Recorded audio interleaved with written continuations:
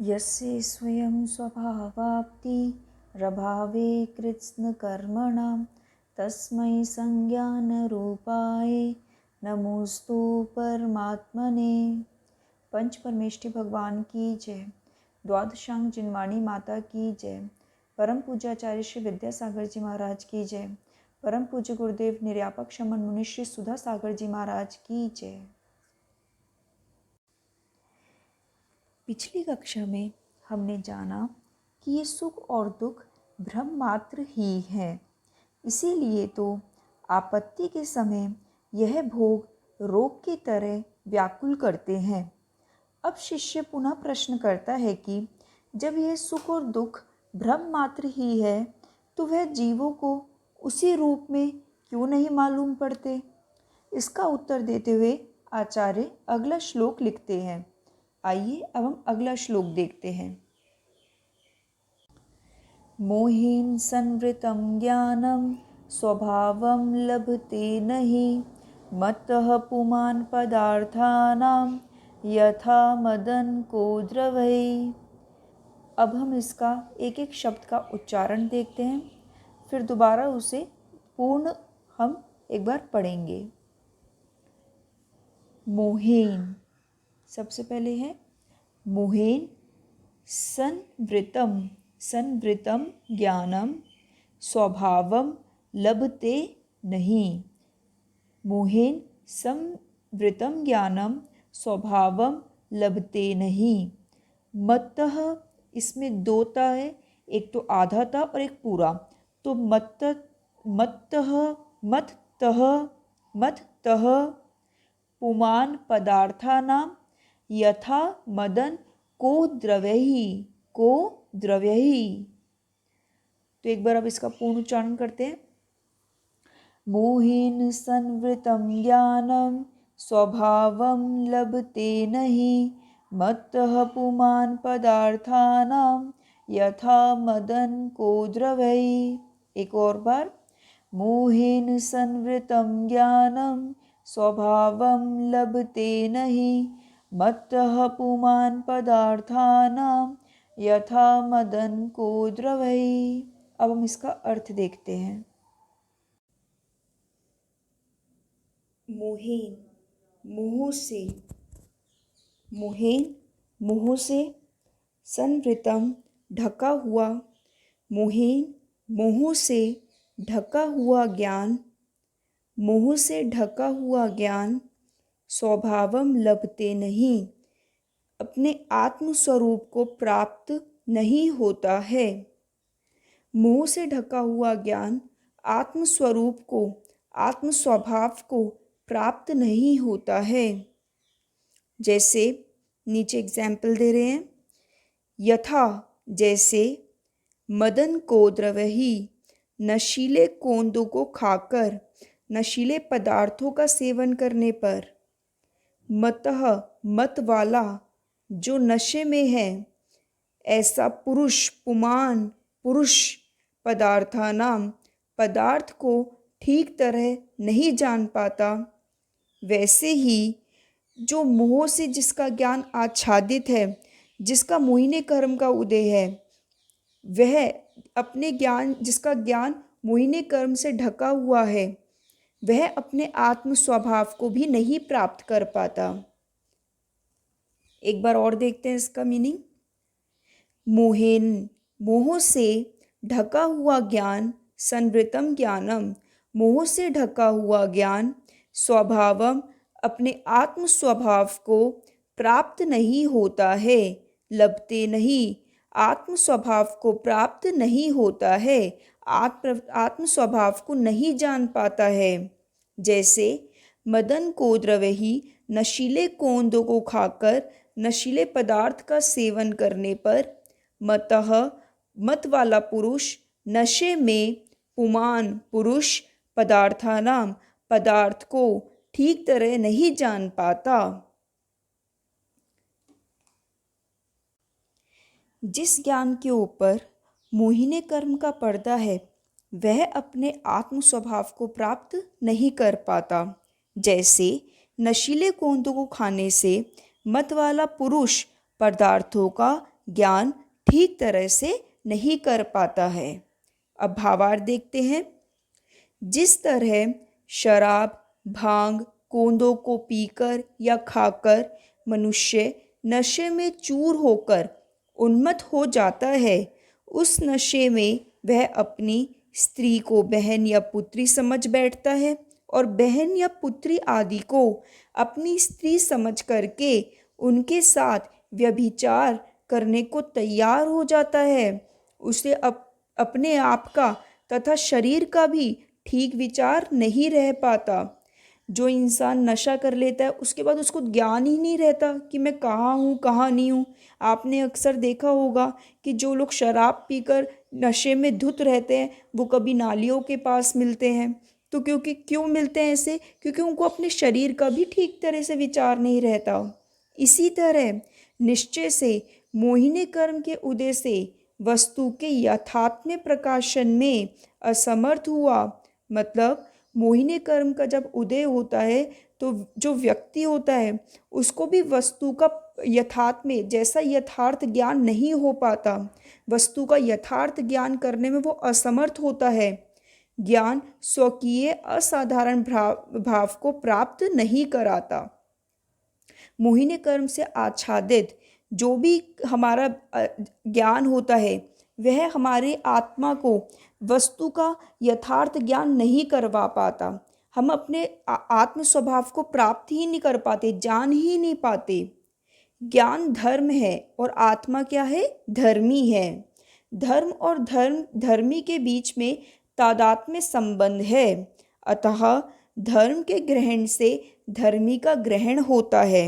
इसीलिए ये यहाँ पर ज्ञान शब्द से आत्म जानना चाहिए। अनादिकाल से मोह से आच्छादित हुआ आत्मा अपने स्वभाव को नहीं जानता है। तो चलिए अब हम कुछ प्रश्न देखते हैं। सबसे पहले अभी हमने भावार्थ में देखा कि उन्होंने कहा कि धर्म और धर्मी का संबंध तादात्म्य संबंध होता है। तो सबसे पहला प्रश्न कि संबंध क्या होते हैं, कितने प्रकार के होते हैं?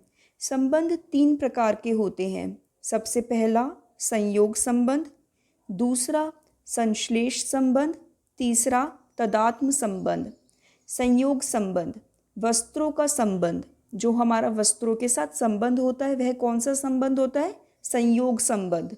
दूसरा होता है संश्लेष संबंध, मतलब जैसे एक में तो एक है लेकिन है अलग अलग, एक में एक होकर भी अलग अलग जो होते हैं वो होते हैं संश्लेष संबंध। जैसे कर्म और आत्मा।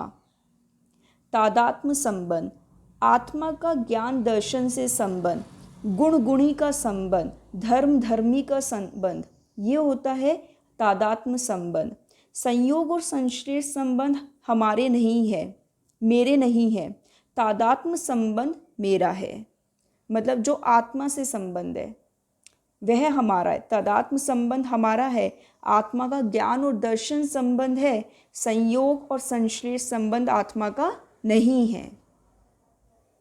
दूसरा प्रश्न, मुंह से ढके हुए से हमें क्या जानना चाहिए? मुंह से ढके हुए से हमें यह जानना चाहिए कि हमारा ज्ञान मोहिनी कर्म से ढका हुआ है। अब मोहिनी कर्म क्या होता है? मोहिनी कर्म 2 प्रकार का होता है, दर्शन मोहिनी और चारित्र मोहिनी। दर्शन मोहिनी कर्म के उदय से मिथ्यात्व होता है और चारित्र मोहिनी कर्म के उदय से कषाय होती है। मिथ्यात्व का पर्दा अगर आत्मा पर है तो वह अपने और पराये का स्वरूप नहीं समझेगा, सच्चे देवशास गुरु का स्वभाव नहीं समझेगा, अन्य देवी देवताओं में उसकी रुचि रहेगी, उसे वास्तविकता का ज्ञान नहीं हो पाएगा, 7 तत्व 9 पदार्थ का श्रद्धान नहीं करेगा, शरीर को ही अपना स्वरूप समझेगा और मिथ्यात्व के नशे में वह सब अपने लगते हैं। मिथ्यात्व के नशे में उसे क्या होगा? सभी अपने लगेंगे। और चारित्र में क्या होगा? चारित्र में वह राग और द्वेष करेगा, कषाय करेगा, नवीन कर्मों को बांधेगा, नए नए कर्मों को बांधेगा। तो वस्तु का स्वरूप मिथ्यात्व के कारण समझ नहीं आता और राग द्वेष परिणमन कषाय के कारण होता है। जो राग द्वेष हमारी आत्मा में होता है वो किसके कारण होता है? चारित्र मोहिनी के उदय से होता है। और जो हमारी आत्मा में मिथ्यात्व होता है वह किसके कारण होता है? दर्शन मोहिनी के उदय से होता है। तो मोहिनी कर्म के उदय से, मोहिनी कर्म के उदय के कारण हम अपनी आत्मा का ज्ञान ठीक तरीके से नहीं कर पाते।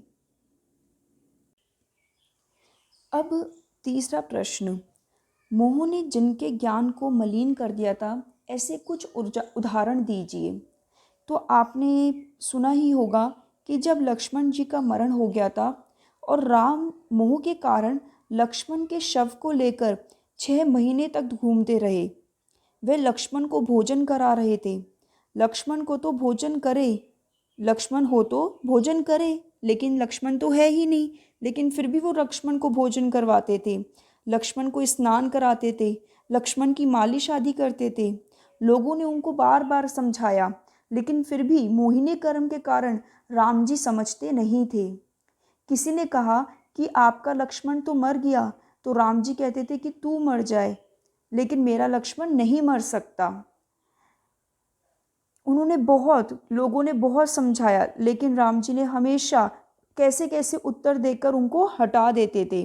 अंत में फिर स्वर्ग से 2 देव आए, एक जटायु पक्षी का जीव, दूसरा कृतांत वक्र सेनापति का जीव। और उन्होंने राम के सामने आकर उल्टे कार्य करने प्रारंभ कर दिए। एक देव ने पाषाण में बीज को बो रहा और राम कहते क्या कर रहे हो? एक देव ने क्या किया? पाषाण में बीज को बोना शुरू किया। तो राम जी कहते कि क्या कर रहे हो? देव कहता बीज बो रहा हूँ। तब राम कहते बीज पाषाण में नहीं, मिट्टी में बोया जाता है। दूसरा देव क्या करता? पानी का मंथन कर रहा था। राम जी कहते कि क्या कर रहे हो? देव कहता घी प्राप्त करने के लिए मंथन कर रहा हूँ। तब राम जी कहते पानी के मंथन से नहीं, दही के मंथन से घी प्राप्त होता है। पुनः वह देव मरे हुए बैल को हल में जोत रहा था। राम जी ने कहा कि तुम क्या कर रहे हो? देव कहता खेती करना है, इससे बैल को हल में जोत रहा हूँ। तो फिर राम जी कहते अरे मूर्ख, यह बैल तो मरा हुआ है। तब अब देव को कहने का अवसर मिल गया। तब देव राम जी को कहते हैं मरे बैल को हल में जोत रहा हूँ तो आप मुझे मूर्ख कह रहे हो, और आप 6 महीने से मेरा लक्ष्मण करके लेकर उसको पूरे घूम रहे हो 6 महीने से, तो आप कौन हुए?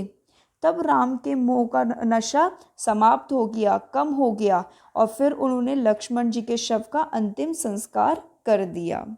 इससे हमें समझ में आता है कि जो बड़े बड़े 63 शलाका पुरुष थे, महापुरुष थे, उनको भी इस मोहिनी कर्म ने नहीं छोड़ा।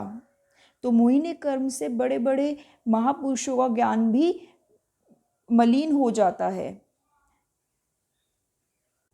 अब आखिरी प्रश्न कि इस मिथ्यात्व और कषाय को हटाने के लिए हमें क्या करना चाहिए?